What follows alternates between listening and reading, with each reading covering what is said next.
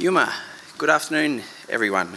Welcome to the National Library of Australia. I'm Luke Hickey, I'm the Assistant Director General of the Engagement Branch. I'd like to begin by acknowledging Australia's First Nations peoples as the traditional owners and custodians of the land on which we're meeting. I'd like to give my respects to elders past and present and emerging, and through them to all Australian Aboriginal and Torres Strait Islander people.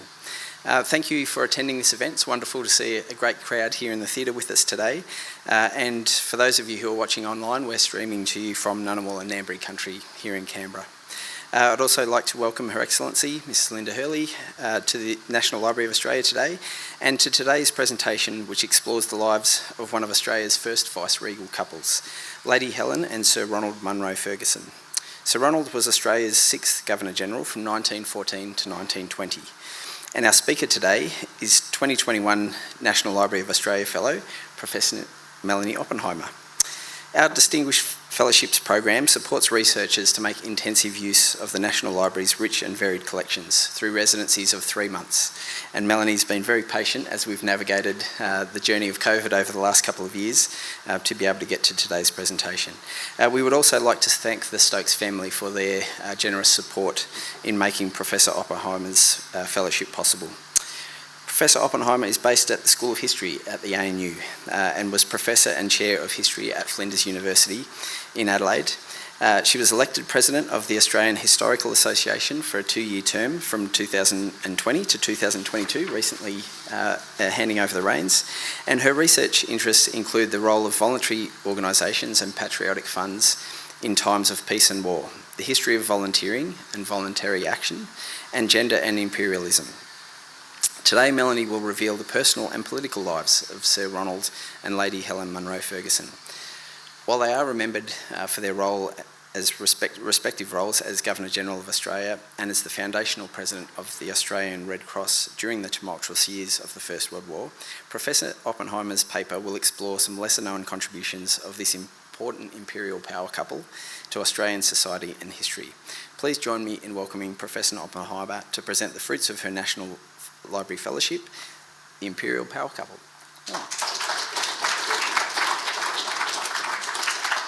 Thank you very much, and thank you to everyone who has braved the weather outside, and let's hope the building renovations don't interfere too much with the sound of this presentation.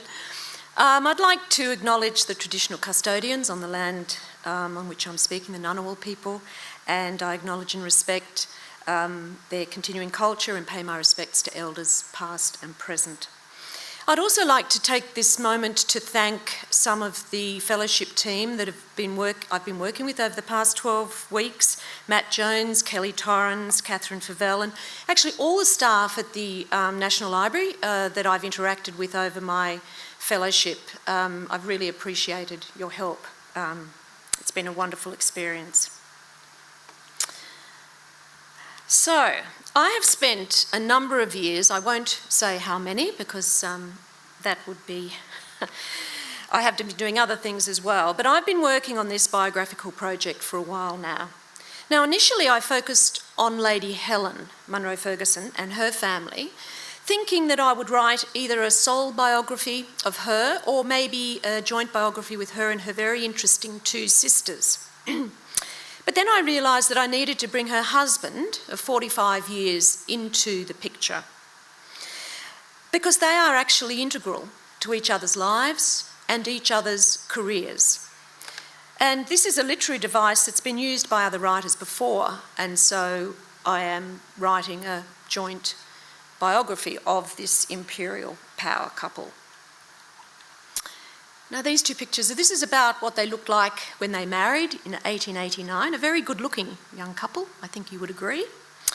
So I'm interested in exploring the external and internal dynamics of a relationship of Lady Helen and Sir Ronald, contrasting the individual and the couple, as well as where they sit within the dynamics of family, of their siblings and their parents, about how these have been central to the formation and execution of their lives. As Tolstoy reminds us, all happy families are alike. Each unhappy family is unhappy in its own way, which is the first sentence of Helen Anna Karenina. So since the last 1980s, when I began researching the Australian Red Cross, I've been drawn to Lady Helen, who was the founder and first president of the Australian branch of the British Red Cross Society in August 1914 on the outbreak of World War I. Now, it was officially a branch of the British Red Cross until 1927, but really from midway through the war, it was referred to as the Australian Red Cross, and that's how I've referred to it. And I've published quite a bit on her and the Red Cross since then, and so her role in Australia is reasonably well known. However, very little is known of her life outside of the 6 years that she was here. I've recently written an Oxford Dictionary of Biography entry on her, which is a start. So within Australia, Sir Ronald Munro Ferguson has received some attention from historians, such as Chris Kineen's work in the 1980s. It's still a very, very good study. John Pointer's work, as well as more recently Peter Bastian. But there's been little outside of Australia, despite his 30-year career as a Liberal politician in Britain. Munro Ferguson struggled with his own personal limitations, of which he was well aware. He was homeschooled due to delicate health as a child. He went into the army at 15, that was a family tradition. He never had school or university connections to assist him in his career. He also had a bad temper that he fought all his life to control. And he also had a lack of father figures to guide him. Monroe Ferguson also married up. Lady Helen was the daughter of Lord Dufferin, career diplomat and Irish landowner, a one-time Viceroy of India, the working aristocracy, as I think it's been described. Ronald, on the other hand, was descended from two families from the landed gentry in Scotland. Marrying a woman who displayed all the political acumen that he did not was both helpful and unhelpful. For at that time, powerful and intelligent women were considered dangerous and were to be watched with care. Maybe that still applies today. Conditioned by her father and mother to do her duty within her gender and station was something that Lady Helen adhered to all her life. She always worked within the systems presented to her, although she used her station and privilege to good effect. So this is an image of when they first arrive in Australia in their finery, particularly for him. Now, Lady Helen's work in Scotland in education, the development of district nursing, and her leading roles in women's liberal organisations, as well as the Red Cross, made her an invaluable life partner for a male politician.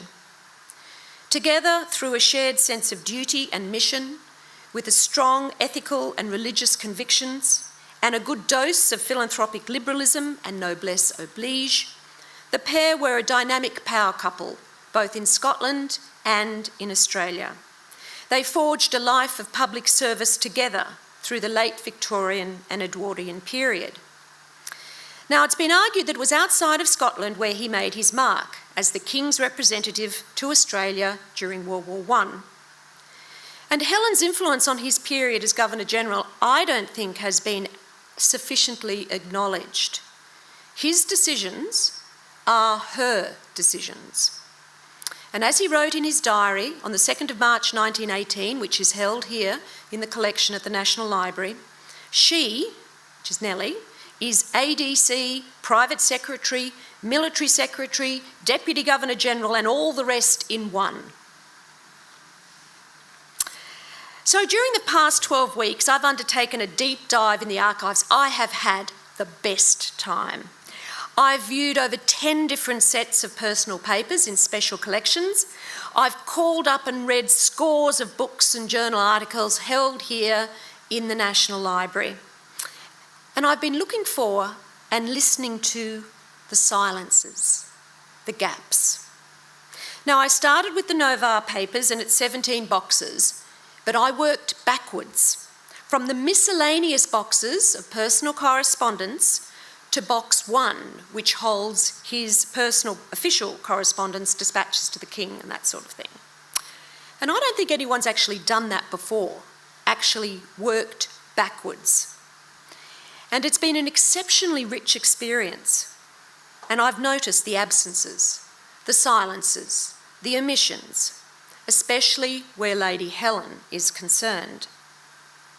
Now, in the archives generally, there is a problem of gender, patriarchy, personal choices, and questions of privacy, of deliberately not wanting to leave anything for posterity, for people like me to go through in decades and centuries to come. Correspondence to Ronald from the period has been carefully preserved by the pair. However, Lady Helen's correspondence has not survived. Yet she was as diligent a letter writer as he was. So this is the silence in the archive. She chose not to include it as she continued to organise and assemble her papers after his death in 1934. And I've just got some images here.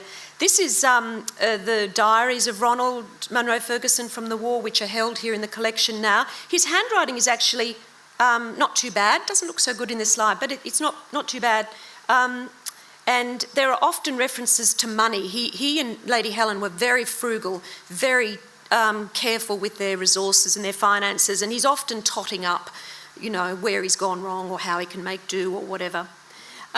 This is an example of Lady Helen's handwriting and correspondence. This is actually a good example. Her handwriting generally is appalling. She's rushing, I think, so quickly. But this is written only a year before her death, and it's actually quite clear to Lady Scott on the death of Ernest Scott, who they were friends. And then here is 2 illuminated addresses from their wedding in 1889 that have made their way to the collection here, which is just a lovely example of illuminated addresses, which are an item of interest in their own right. And we have 2 here in the collection from the Munro Fergusons. So this presentation today, that's just my introduction. It is structured around 3 themes. And I'm just because of the time, I'll just give you a taste, a sense, that focus on the personal as opposed to the political aspects of the lives of this vice-regal couple. Because Sir Ronald's role as Governor-General has been covered by others, you know, the double dissolution within months of arriving, the war, of course, the 2 conscription referenda. I will revise and reevaluate that for the book, but not today. Today I want to provide just a broader snapshot of Lady Helen and Ronald and try and understand what their life might have been like here in Australia as they experienced it. So after a short introduction to the Munro Ferguson couple, their family, and individuals in the black and white photograph on the title slide, I'll provide a couple of examples of how they made Government House their home in Melbourne. Secondly, how Lady Helen and the Australian Red Cross managed to turn the State ballroom into a depot for the Red Cross. And thirdly, I'll discuss Sir Ronald as a forester and environmental conservator, and the influence that he had on the development of forestry in Australia. And I think this is something that I've discovered in the time I've been here, and this is really new. So this is their family, and you see these shots and you kind of just think, oh yeah, you know, so who are they really? Well, this is the Governor-General and Lady Helen. So this fellow here is Lieutenant Anstruther. He came over as an ADC. This is Frederick Blackwood, Lady Helen's youngest brother. She had 4 brothers. As soon as the war is declared, these 2 immediately get on the next boat back to Britain. Anstruther is dead, 30th of October 1914. Body never found, name on the Menin Gate. This fellow here is Captain Kerwin. He goes back in September 1914. He also is dead by May 1915, also in Belgium, also body never found, mention on the Menin Gate. Freddie was actually severely wounded in the Boer War. He's wounded twice during World War I, but he survives, only to die in a plane crash in 1930. This is his wife, Brenda, and these are their 2 children. Now, she accompanies her husband back to Britain on the outbreak of the war, leaving their 2 children in the custody of Lady Helen and Ronald, their aunt and uncle. So they never were able to have children, and yet these 2 children are brought up. They spend 5.5 years here under Lady Helen's watchful eye. She's very close to Basil. He becomes Lord Dufferin. He dies in Burma in 1945 during the Second World War. You're beginning to see a bit of a pattern here with these families. This is Veronica, she's 3.5. Basil is 5. And this is Geoffrey Luttrell. He is Ronald's nephew. He suffers from ill health and a TB, so he comes out to Australia as an aid and for his health. He actually marries an Australian woman and returns to Britain at the end of the war.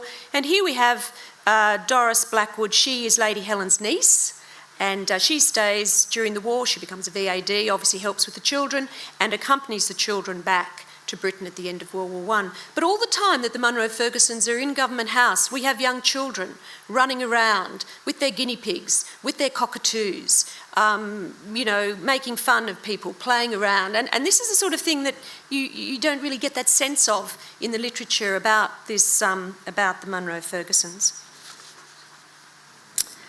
So, Government House. The Munro Fergusons move into Government House in Melbourne in May 1914. And it's a huge monolithic building. I don't know what the Victorians, well, we know what the Victorians were thinking when they built it, but heavens to Betsy's, it's huge. The ballroom is as big as Buckingham Palace's. The state dining room seats between 80 and 90 people. The state drawing room is huge. Lady Helen may have lived in a house of this size when following her father around. It was probably the size of some of the buildings in India, but Ronald had never lived in anything like the size. Their houses in Scotland are nothing to do with this scale. The site at the time was around 50 acres and included the large house, stables, garage, gardens, golf links and tennis courts. And on his departure in 1920, Munro Ferguson left recommendations for the Australian government that it resume the grounds on St Kilda Road, known as the Governor-General's cow paddocks. He didn't think that so large an area of ground in the heart of the city should be reserved solely for the Governor-General. The public sections of the house were paid for by the Commonwealth and the private sections by the Governor-General himself. So how do you make this large house a home? The Munro Fergusons brought with them a collection of their favourite paintings to hang in the state drawing room, and I found this catalogue of pictures in the collection. It also included 2 Rayburns, one of which he allowed to be hung in the New South Wales Art Gallery in 1920. And so when he was up in Sydney, he went along to the exhibition. He didn't like the painting that it was situated next to it. He felt that it was too bright for his Rayburn, which was a little bit darker and duller, and he suggested that it be moved to the other side. So he was telling the director of the art gallery where he thought his painting should be placed in the exhibition. They were also lovers of literature and voracious readers, and the Munro Fergusons brought with them many books, as they were warned that there were no books, not even an atlas or dictionary, in Government House. Again, I found this catalogue in the collection. So they set about creating a Governor-General's library. And they were helped by Edward Augustus Petherick, who of course is very well known to people in the National Library, who had gifted over 20,000 volumes that forms the basis of the collection of what became the NLA. So the newly established library of over 400 books includes atlases, maps, novels, poetry, volumes covering all the states of Australia, New Zealand, the Pacific, as well as books on the Indigenous peoples. So in my previous work about Lady Helen and the establishment of the Australian Red Cross, I have nonchalantly sort of described how the central depot was established in the state ballroom of Government House. And I've argued, well, this is her home. It kind of makes sense to have it there. And I've argued that this was probably the most democratic period in the history of Government House, with hundreds of ordinary people, mainly women, each day walking through the ornate gates, past the policemen, up the gravel driveway to undertake their volunteer war work. The invasion of Government House, as it was described by some, by the Red Cross continued. The Red Cross expanded into the tower, they expanded into the dining room where they held meetings, the state drawing room became a storeroom for flannel and other kind of extraneous sort of items that they needed. The stables were requisitioned and turned into a workshop where the Red Cross men's section produced hospital items and things for hospitals, crutches and all this sort of thing. But now I've actually thought, well, how on earth was this allowed to happen? I've been reading the complex protocols, the level of officialdom that was required by governors-generals at the time, probably still now. I mean, how on earth did the Red Cross ever get set up in the State Ballroom and Government House in the first place? How was it allowed? Were there any rules about this sort of action? Were there complaints? Or would that be both disrespectful to the vice-regal office, because it was Lady Helen, the Governor-General's wife, who was running this show, and also unpatriotic for the humanitarian work being conducted through the Red Cross depot during a period of war? Who wants to have balls and frivolities during a time of war? This is a very good use for it. But, how did it actually happen?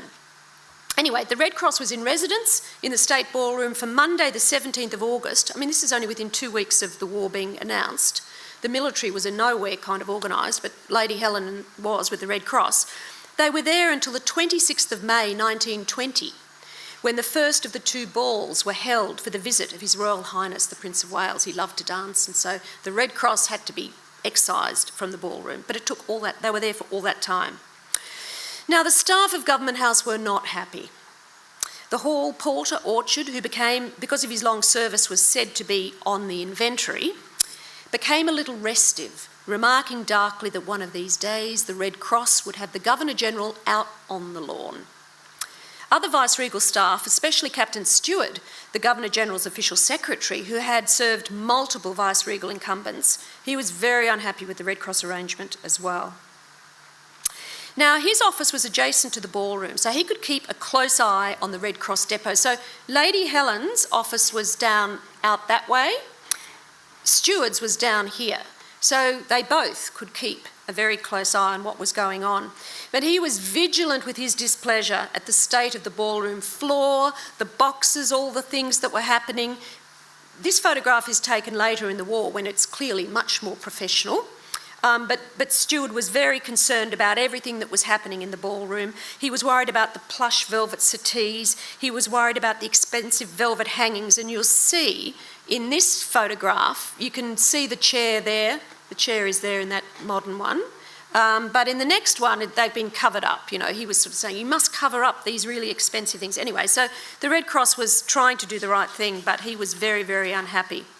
But not only was the Red Cross running amok in the ballroom, according to Stewart, it was also the ceaseless trolleys and trucks that were coming day in, day out, delivering all the materials for the pyjamas that came from all around Victoria and the rest of Australia, and then that were then packed up, and then all the dispatches, the boxes being sent off to the wharves to be sent to the war, to the boys in the war. And I found a quote where he says, time and again I have observed drivers, particularly those of motor vehicles, when leaving the stable on their way to the ballroom entrance or leaving by way of the main driveway, they hug the wrong side of the hill in their passage. I have repeatedly spoken about this matter to all concerned by way of giving friendly advice, but this appears to have had no effect. He seemed to think there was going to be an accident. He just was very, very unhappy with the whole situation. But this went on for 6 years.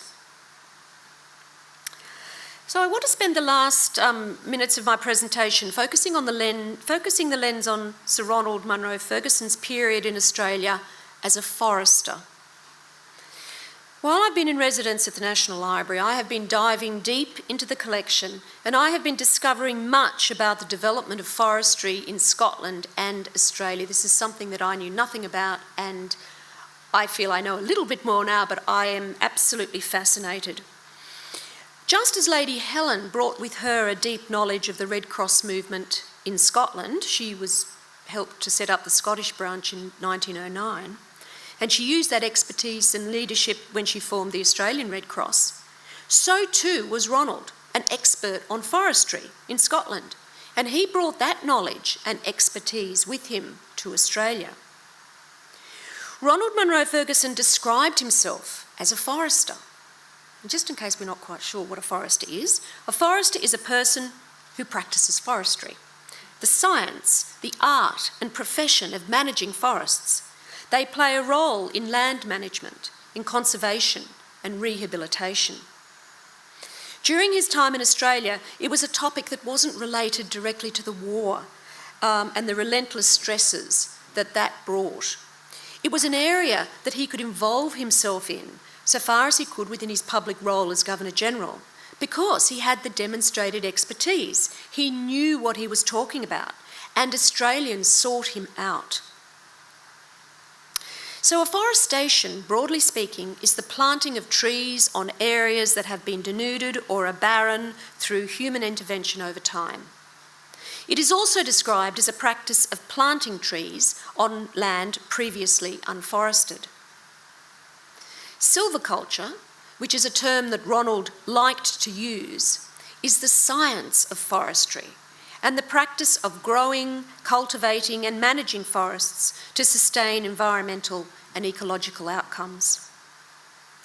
His views on the topic are highly relevant to our conversations about climate change today, and he is what we would today call an environmental conservationist. He was highly critical of the British race, and this is a quote, that has always succeeded in devastating its forests wherever it has gone. You cannot be much worse in Australia than they are in Canada, nor much worse, in fact, than they are in the mother country. So he advocated today for what we would call sustainable and environmentally friendly practices of forestry. And he drew the connection between the destruction of forests and changes in rainfall, i.e. climate change. And he said that's practically been proved in Prussia. He was saying this in 1940, over 100 years ago. So Ronald was familiar with the afforestation practices of other leading European nations such as France, Sweden and Germany. Germany at the time was a leading, renowned for its forestry policies and practices in the late 19th century. He was also well versed in developments in America, and especially the role played by President Theodore Roosevelt, who was a family friend. The Roosevelts and the Monroe Fergusons were friends. Eleanor and Franklin D. Roosevelt honeymooned with the Monroe Fergusons. I've written a paper on the connections between Eleanor and Helen, and Eleanor's political awakening actually is a result of an interaction she has with Lady Helen. That's my argument anyway, and I quite like it. Anyway, they were family friends. So Ronald attended the American Forest Congress in Washington, D.C. in January 1905, described as the most important meeting ever devoted to forestry in the United States. So using America as an example, he sought to engage Australians to put their state differences to one side and unite. And this is at a time when the Federation is only 13, 14 years old. So Monroe Ferguson was 8 years old when his father died, and he inherited his estates of Raith, which is near Kirkcaldy, not far from Edinburgh, and Novar, near Inverness in the Highlands. Ronald is credited as being the first person in Scotland, and indeed the United Kingdom, to initiate and adopt proper professional working plans of afforestation and silviculture on both his estates in the 1890s. He became involved with this society, the Royal Scottish Arboricultural Society, in 1889. He took on the role of Vice President in 1890. He served as President from 1894 to 1898. And after that, he was Honorary Secretary until his departure to Australia in early 1914. And had he not been appointed to Australia and as Governor-General, he would have remained the Honorary Secretary, I'm quite sure. Monroe Ferguson's philosophy of silviculture was one underpinned by cooperation and a long-term approach to forestry. He supported the state acquisition of lands and the establishment of state forests.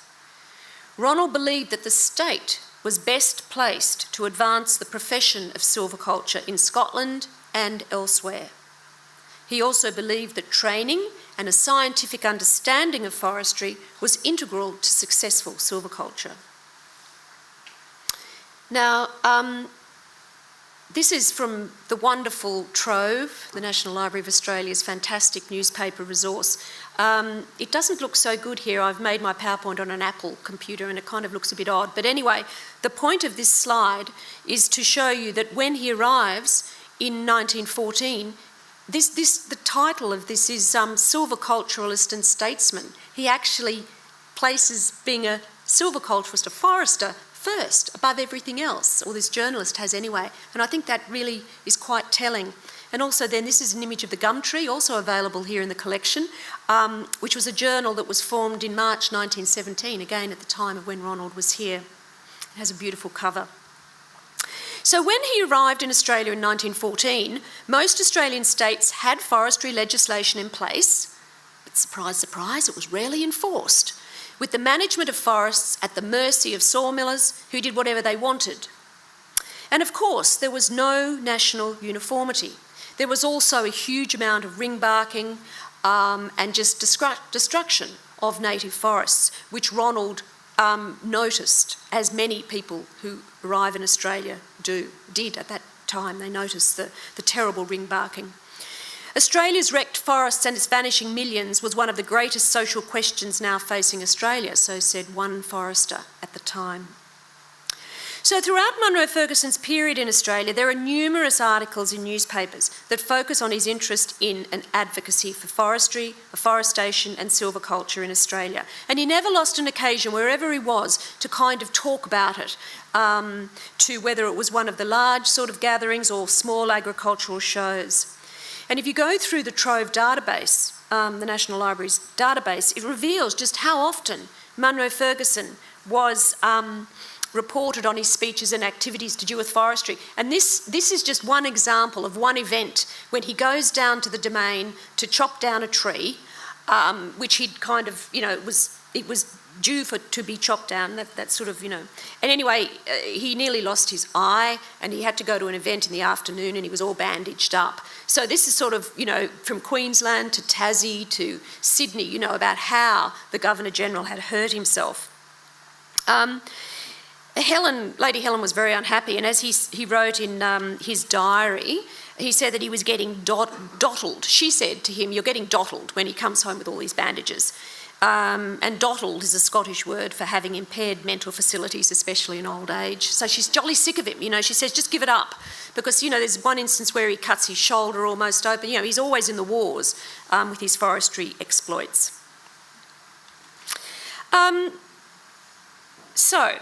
Although much of Ronald Munro Ferguson's influence on the development of Australian forestry has been lost in the mists of time, something I'm hoping to bring back, there are a couple of significant artefacts and books in the collection that demonstrate his impact and legacy. And this is one I was showing Luke earlier. I called these up. You don't know what you're going to get when you call up. And it was just said, trees of Great Britain and Ireland. I thought, I'm learning about forestry in Scotland. I'll call this up.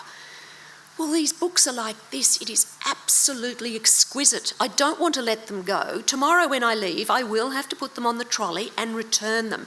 But they are absolutely beautiful. They were privately printed in Edinburgh by subscription. This was not uncommon, between 1906 and 1912. And they're written by Henry Elwes and Augustine Henry. And Ronald was in the Grenadier Guards with Elwes. So this is the opening pages. They're just, I can't tell you how beautiful they are. These slides don't do them justice. This is the marbling of the end papers and the gold embossed. It's just, absolutely beautiful. But, surprise, surprise, Ronald donated the books. There's this letter in the cover of the first volume saying that in 1914 that he's sending a copy of Elwes's books to the Federal Library. So to find this suddenly, his handwriting and his letter is just quite extraordinary in this book. The second example is by Richard T. Baker. He was the curator of the New South Wales Technological Museum, now the Powerhouse. God, it needs our help, Powerhouse at the moment. And Ronald, every opportunity he had in Sydney, if he wasn't at the Art Gallery, well, he was actually down here with Baker in the Technological Museum. Baker was an economic botanist, a lecturer in forestry at the University of Sydney. And he paid homage to Munro Ferguson by dedicating this book, The Hardwoods of Australia and Their Economics, to Ronald. This, although published over 100 years ago, I'm told that this book remains the standard reference for Australian hardwoods and was the crowning achievement of Baker's publishing career. Inside the book, Ronald also designed, he wasn't only a forester, but he actually designed furniture. And this is two examples of chairs that actually appeared in an exhibition at the museum, Technological Museum, and also is in Baker's book. And then here on is the bloodwood ironbark that Baker termed Eucalyptus fergusoni after Ronald.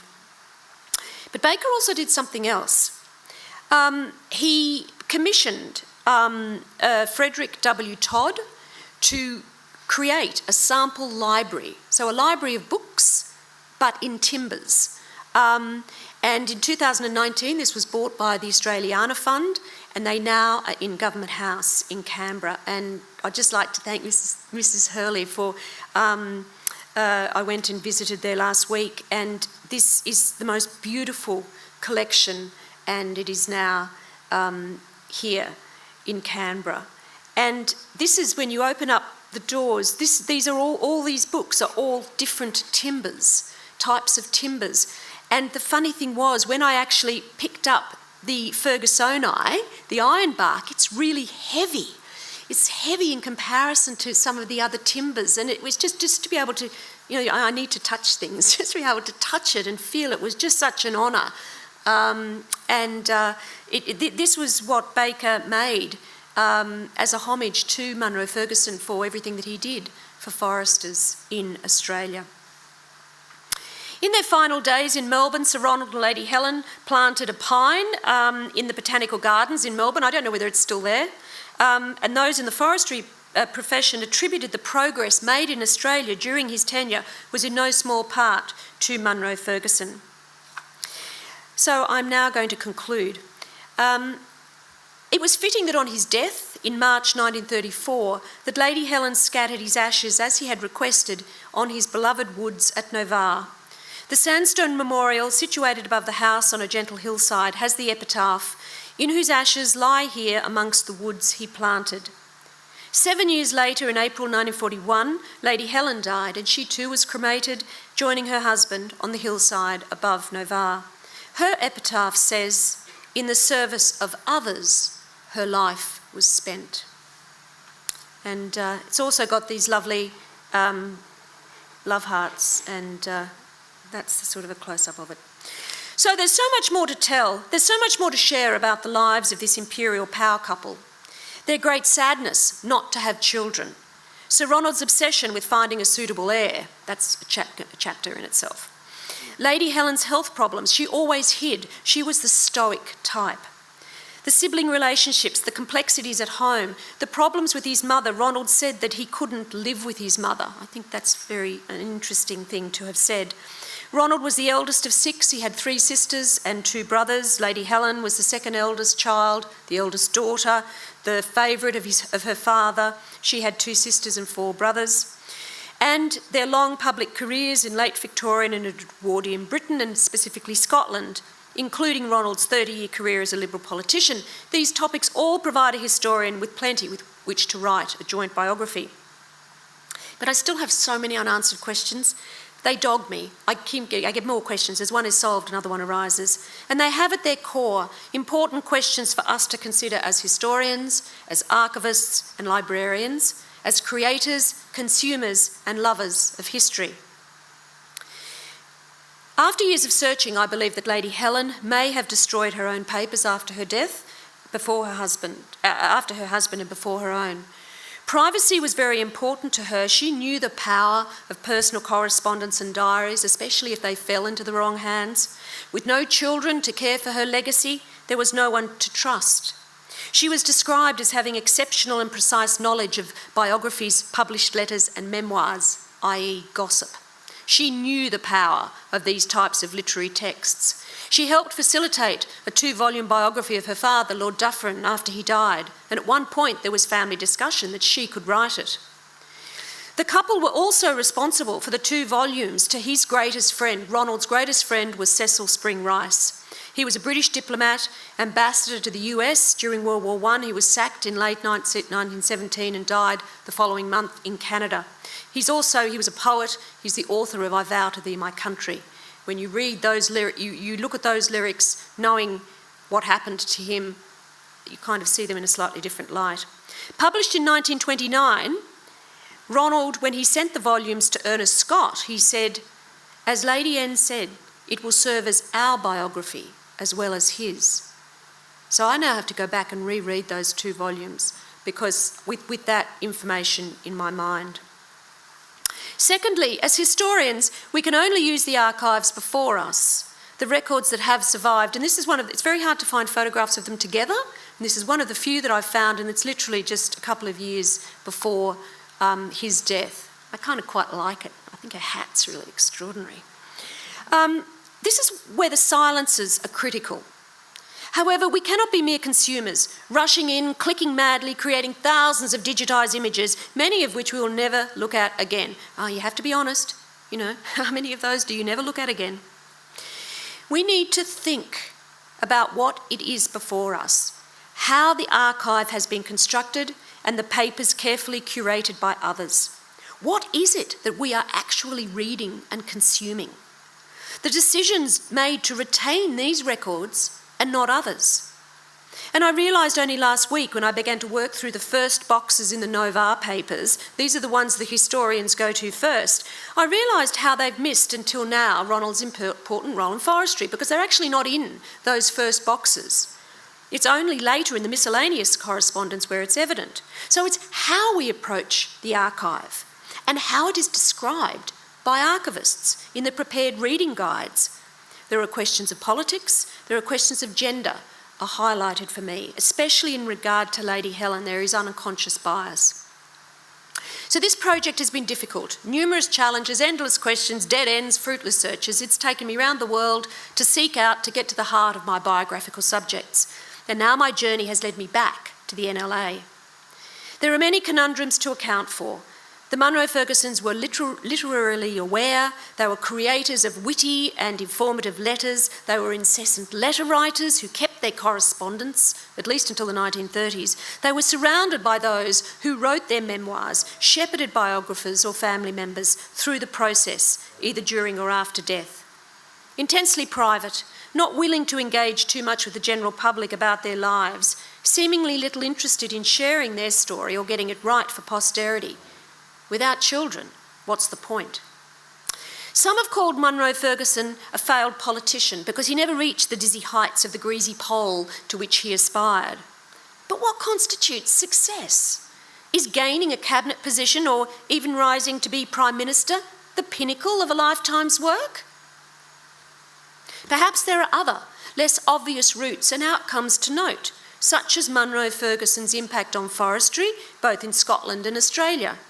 And for Lady Helen, surely establishing the Australian Red Cross as a federated organisation, one that became a leading national society within the global Red Cross movement and an integral player in Australian social welfare history, surely that is important. So I could go on. I know I'm out of time. I don't even know what the time is, but I know I'm out of time. But time and time to think is what I've been privileged to experience through this residency, enabled by the philanthropic generosity of individuals and with the assistance of the National Library. It's been an invaluable and a restorative experience, one that has provided me with more questions, but also insights and knowledge that I will apply to the biography of this important imperial power couple. Thank you.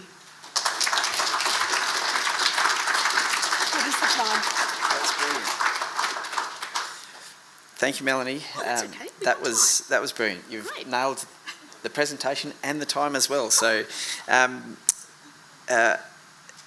behalf of the library, as custodians of the National Collection, it is really wonderful to be able to see researchers like yourself rediscovering some of those stories creating new knowledge and providing us with a really fascinating insight, not only into their lives, but into their legacy as part of that as well. So thank you.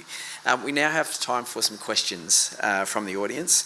As the presentation is being recorded, if you could wait for the microphone to reach you before you ask your question. Kelly and Sonia are on hand. And we have our first question and a question up the front. Thank you. Thanks so much. Thanks so much, Melanie, for sharing so eloquently your love of history. I wanted to ask you more about retrieving Helen's voice, because, as you say, such an incessant correspondent, surely that train of letters survives in someone else's archive. Is it a matter of finding some other deposit, perhaps even the Roosevelt deposit, that might lead you to recover more of her voice? And if not, can there be other forms of lateral biography where you retrace her life through the life of another? I think it's really great the way you're doing this as a joint biography, because it opens up avenues of inquiry that most biographers simply can't pursue. Thank you. Thank you very much, Bruce, for that question. I have been looking in other people's correspondence. There is a great family, the Dufferin family archive at Prony in Belfast, which is a wonderful family archive. I think it's one of the best in Northern Ireland. And it has a lot of the early period, but there's a huge, which is wonderful, but there is a huge gap really of her married life. And it's been difficult to find. I mean, I found a lot. When I went in 2019 to Tucson, Arizona, I tell you, this project's taken me everywhere, because Ronald's younger brother, Bob, who married Eleanor Roosevelt's best friend. I mean, this is where the Roosevelt connection comes in. There's a very, very good collection there, and a lot of family correspondence between the siblings, the Monroe Ferguson siblings. So I'm able to get a lot of the nuances about Lady Helen, what they thought of her, all this sort of thing, through that correspondence. So yes, I am cobbling it together, and I have realised I have a mountain of material. I do have enough.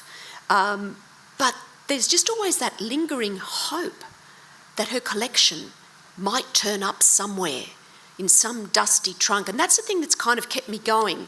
But I think I have to realise at some point that may not happen. But I still don't know why that is the case, why it hasn't been preserved somewhere. I hope that answers your question.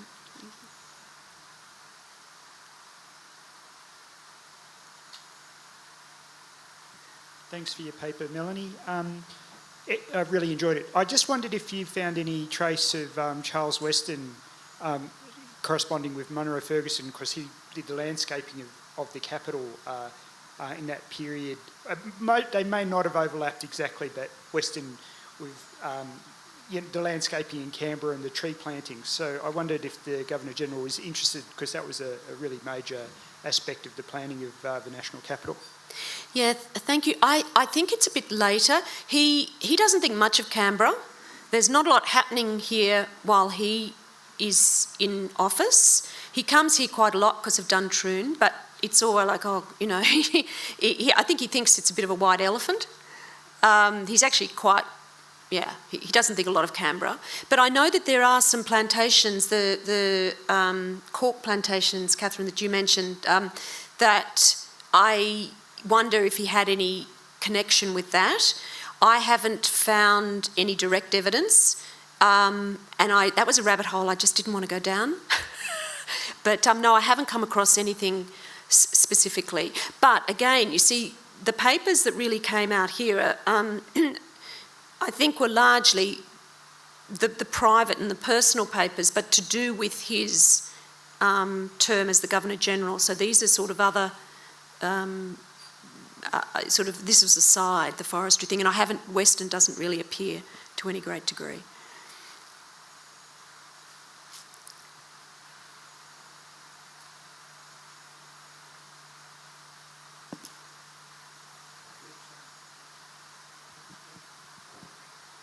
Thank you, Melanie. That was just wonderful. I kind of had two questions. One was, there any sense in which in Munro's own papers that he was aware at all of Indigenous knowledge regarding forestry, and for Lady Helen, were there likely to be records in the International Red Cross archives? Thank you for your question. Firstly, about the Indigenous, no, unfortunately not. However, he was very aware of the destruction that was going on with Australian forests. The whole-scale clearing, the ring barking, but there's nothing that I've found so far about that element, unfortunately. In regards to Lady Helen, no, there's nothing. I've sort of done quite a bit of work on the International Red Cross sort of side of things, and there is bits and pieces. I've pulled together bits and pieces, and there's quite a wealth. Even the Australian Red Cross records in Melbourne, which are now in the Baillieu Library, there's a few boxes of with her, because she represented Australia on the League of Red Cross Societies when she went back. And she used to send reports back to the Red Cross here in Australia. So that they've survived. I think my problem is mostly there's a lot of that official sort of, documentation, sort of annual reports and speeches and things like that. But to try to get to the essence of her, the heart of her, has been really difficult. But actually in this last 12 weeks, I'm getting a much better sense of her, of this real... She was intensely private. She's one of these people that, when you're sick, she had quite a lot of bad ill health, but she would never show it. And it's only through Ronald's diaries where you get that sense that she's not well. I mean, I think she basically had a breakdown just before she left, because leaving her family, she was really their rock, her side of the family. And then when she got back at the end in 1920, it appears as if she almost had a breakdown as well, but she would never have called it that. So she's an intensely private person. The other thing I've also noticed about her, and because I'm short-sighted, she was really short-sighted. She had terrible trouble with her eyes, and I think that's why her handwriting is so bad. And she went to Switzerland to have eye operations and things like that. And she used to wear, in some of the photographs you can see, she's wearing eye things around her that she puts up to her eyes. And I know if you're short-sighted, you can appear sort of as if because you can't see people. You can't see people's expressions, so you don't know if they're greeting you or saying hello to you. That sort of, I don't know anyone else who's short. If you're not short-sighted, you don't understand. But if you're short-sighted, you take your glasses off, we can't see a thing. And so it's hard to judge what other people, how they're greeting you. And so that also could help explain the way some people have described her as aloof. Maybe not. I mean, I think because she was very tall, thin, lived on her nerves. But yeah, she couldn't see. She had difficulty with her eyesight. Maybe that helps to explain why she didn't end up writing her own memoir or biography later in life. I'm not sure. But bad eyesight, it seems as if a number of their friends had bad eyesight. I mean, cataract surgery today, we have a lot to be thankful for our medicos for. You agree? Yeah. Thank you very much for a very enlightening presentation. Thank you. I come from a different tack. Mm-hmm. My background, I am a graduate of Dufferin and for many, many years a voluntary guide. For 40 odd years it has intrigued me that there is a grave up there with a soldier, the only soldier of the Empire, identified soldier who was returned to his fatherland. It worried me for a long time. How did this come about? It had to be somebody with a great deal of influence who could convince the British government to go along with such an incredible precedent. Like you, sir, ma'am, I started a lot of research, first of all in the archives, and then subsequently in the papers of Lord Novar. The latter source told me that Lady Helen was very, very close to Lady Edith Bridges. And recognising the point that you made that his decisions were her decisions, it seemed to me that maybe she was very influential in convincing Ferguson to convince the British government that they could bring that body back. Been a long time coming to any kind of conclusion, but I'm of the opinion that that grave up there would never have happened without her. Would you care to comment? Thank you. Yeah, we're talking about General Bridges. Quite possibly. I know that they were very worried about his wife because she was in quite financially straitened circumstances after his death. I don't know. I mean, I don't know the ins and outs about. There's probably people here who would know more about that. But undoubtedly, and when you actually go through the diaries, Ronald, he often refers to how much Lady Helen is helping him. And I've now found, when I've been going through the papers, I have found evidence of literally one of his speeches, and it's her handwriting. Like, I can tell, I know it's her handwriting. And so I've taken an image of that. I've got proof.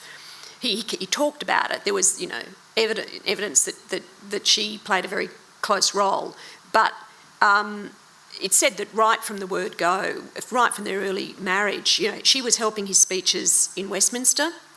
And she used to go to Westminster all the time behind the grill, and watch him deliver his speeches and sit in Parliament and watch him.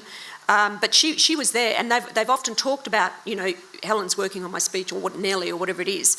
But now I've actually found in the archives proof of her handwriting, of going through and crossing out and stuff, which is terrific for me because it's great to have that proof. Yeah, I actually think it's a little bit of a reassessment that, his decisions are her decisions. That is something that I am putting out there for consideration for historians, which is a pretty big call to make, actually.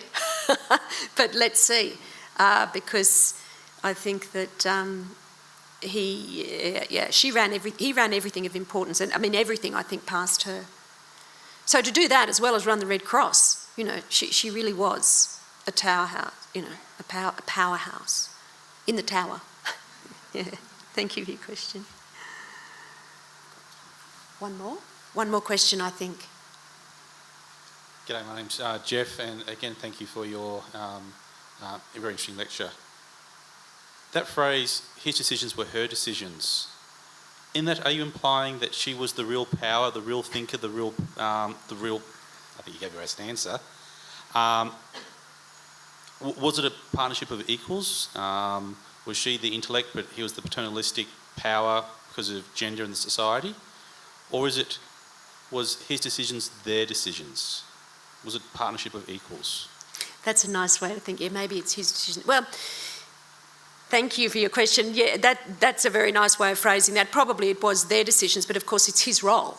So I think by saying that, that she played a very important role, probably more so than any of the previous Governors-General. And the thing is, because Monroe Ferguson, his time here, which I haven't touched on at all, which other people have, which is controversial, his role, his interference, whatever it is, people have, views and they write on that.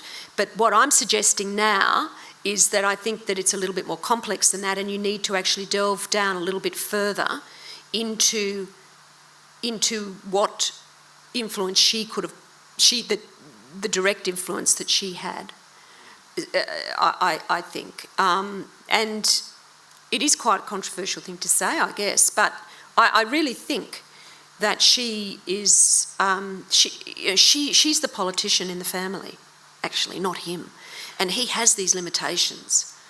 Because he was friends, like, when he first entered Parliament, he's part of the Liberal Imperialists, and he's friends with Asquith, who ends up being Prime Minister, Edward Grey, who ends up in charge of the Foreign Office in the First World War, of Richard Haldane, who all very, very well known. Monroe Ferguson, he just not mentioned.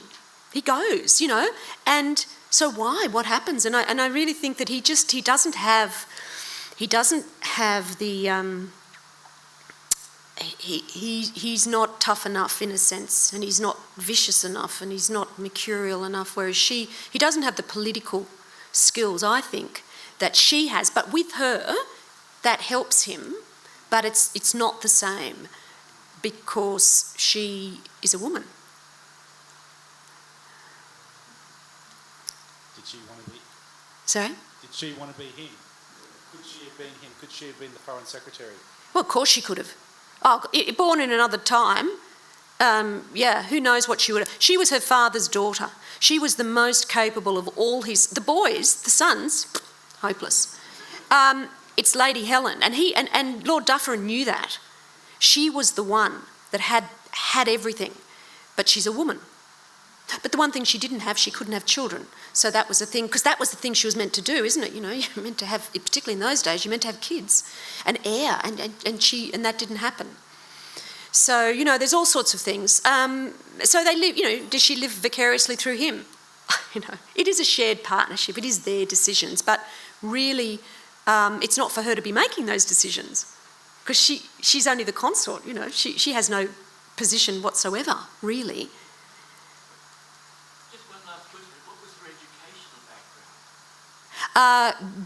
Those days it was by private tutors. She was the year of pride. Her younger sisters went to boarding school, but not her. She was that little bit too young. However, I've written this elsewhere, when they were in Canada, the brothers are sent back to school, to Eton, right? She stays in Canada and is there with her parents. So she goes, you know, she travels with them. They take her around. She's learning about what it is to be an imperial member of the British Empire as a young girl, and her brothers are back in England learning whatever you learn at Eton, getting the contacts and connections. So she's with her parents. That's how she's learning, I think. And then she's with them in India and places as well. We could go on. Sorry, you've got to stop me. I could chat about this forever. We could go on. We don't have an orchestra to play either, unfortunately, a la some other events. As we draw to a close, a couple of quick plugs. The first, either people in the room or watching online, if anyone does happen to stumble across Lady Helen's papers in the future, you know where to find us. Please reach out.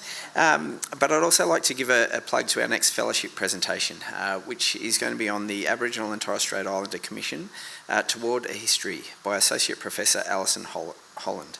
That will be on Thursday, the 4th of August. More details you can find on our website or through our social media.